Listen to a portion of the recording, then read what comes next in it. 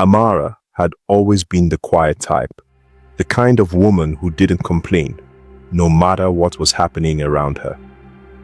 She had been married to Nnamdi for over 10 years, and in those years, she had learned to endure a lot. He was a good man in the beginning, or at least she thought he was. But things changed after the third child was born. Nnamdi became distant, often staying out late and ignoring her needs. She had heard the whispers in the neighborhood, people talking about his side chick, but she never confronted him. She told herself that maybe it was just a phase, that maybe things would get better. But they didn't. Nnamdi spent more time with his girlfriend than he did with his wife and kids. Amara tried her best to keep the house in order, cook the meals, and take care of the children, but it was getting harder. The house was always messy. The kids cried for their father, but he was never around. When Amara tried to ask him for help, he would get angry, shouting at her for complaining. "Why are you always nagging?" he would say. "You don't even know how to take care of the house properly. Maybe if you were more like other women, I wouldn't have to look outside." His words hurt her deeply, but she kept quiet, always putting the kids first. They were the only reason she didn't leave him. But things were getting worse. She couldn't ignore it any longer.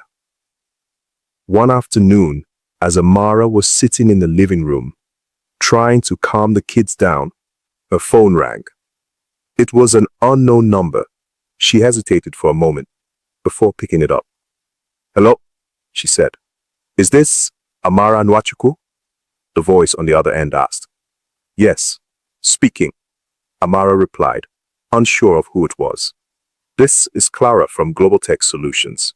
We've reviewed your application for the position you applied for, and we are pleased to offer you a job. The pay is very good, and we can arrange for your family to travel with you. This will be a wonderful opportunity for you to start fresh." Amara's heart skipped a beat. This was the call she had been waiting for. She had applied for the job months ago but hadn't heard anything back. She had almost given up. Now, here it was. An opportunity to leave everything behind, to escape the pain of her marriage and give her children a better future. But the decision wasn't easy. She thought about Nnamdi. He would never agree to leave his mistress behind. He would never agree to move. And the children, how would they handle such a big change? Would they understand why she was taking them away from their father? As Amara sat there, holding the phone in her hand, she thought about everything she had endured. The constant abuse, the neglect, the loneliness. She loved her children, but she didn't want them to grow up in a home filled with anger and resentment. She knew she had to make a choice, but she wasn't sure what to do. She didn't want to be selfish, but at the same time, she couldn't keep living like this. What should I do? Amara thought to herself. Should I take the job and leave everything behind? Or should I stay, keep trying to make things work with Nnamdi for the sake of the children? The next day, Amara decided to talk to a few people. She went to her aunt, who had always been like a mother to her, and explained everything. "Auntie, I've been offered a job overseas, but I don't know if I should go. Nnamdi won't want me to leave. He won't even help with the kids. And I can't keep living like this. But I don't want to hurt my children by taking them away from their father." Her aunt listened carefully, then said, "Amara, you need to put yourself first for once. You've been carrying all the weight for too long. Nnamdi is not the man you married anymore.